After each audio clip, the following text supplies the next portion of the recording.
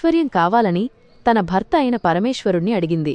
అప్పుడు భోళాశంకరుడు చిరునవ్వుతో తన చేతిలో ఉన్న కొద్దిపాటి విభూతిని, పవిత్ర భస్మాన్ని పార్వతీదేవి చేతిలో పెట్టి, దేవి, నా దగ్గర ఉన్న ఐశ్వర్యం ఇదే. నువ్వు ఈ విభూతిని తీసుకుని ధనాధిపతి అయిన కుబేరుని దగ్గరకు వెళ్ళు. దీనికి సరిపడా ఆభరణాలను, బంగారాన్ని ఇమ్మని అడుగు అని చెప్పి పంపించాడు. పార్వతీదేవి ఆ విభూతిని తీసుకుని కుబేరుని వద్దకు వెళ్ళి, యక్షరాజా, శివుడిచ్చిన ఈ విభూతికి సమానమైన బరువు తూగేటంత బంగారాన్ని, నగలను నాకివ్వు అని అడిగింది. నవనిధులకు అధిపతి అయిన కుబేరుడు అది చూసి నవ్వాడు. అమ్మో, లోకమాత అడిగింది, కేవలం ఈ చిటికెడు బూడిదకు సరిపడా బంగారమే కదా, ఇది నాకొక లెక్క అనుకుంటూ గర్వంగా ఒప్పుకున్నాడు.